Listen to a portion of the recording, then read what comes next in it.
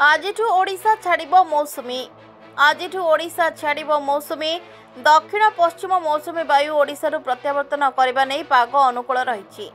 ଏବେ ମୌସୁମୀ ବାୟୁର ପ୍ରତ୍ୟାହାର ରେଖା ବାରାଣାସୀ, ଜବଲପୁର, ଆକୋଲା, ଅହଲ୍ୟାନଗର, ଅଲିବାଗ ଦେଇ ଗତି କରୁଛି।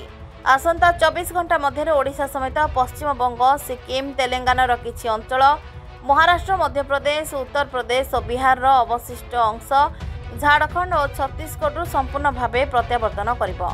ପରେ ତାପମାତ୍ରାରେ ହ୍ରାସ ଘଟିବା ସହ ରାଜ୍ୟକୁ ଶୀତ ପ୍ରବେଶ କରିବ ବୋଲି ପାଣିପାଗ କେନ୍ଦ୍ର ପକ୍ଷରୁ ସୂଚନା ଦିଆଯାଇଛି। Bureau report, Odisha digital. नमस्कार, जय जगन्नाथ। समस्त को ओडिशा गवर्नमेंट चैनल में स्वागत।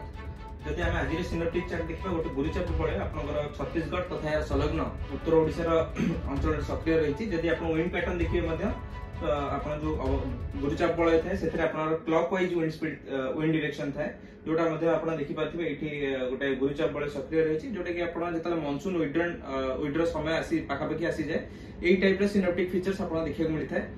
तेज बर्तमान जब देखिए प्रभाव में आप राज्य को उत्तर पूर्व दिगरु वायु प्रवाहित होउची जोटा कि आप इनिशियली हमर जो मनसून सीजन थाए सेटा दक्षिण पश्चिम थाए किंतु जो मनसून रिट्रीट करबा जोटा हम कहूचे प्रत्यावर्तन करिया समय से उत्तर पूर्व दिगरु वायु चलाचल प्रभाव रही थाए।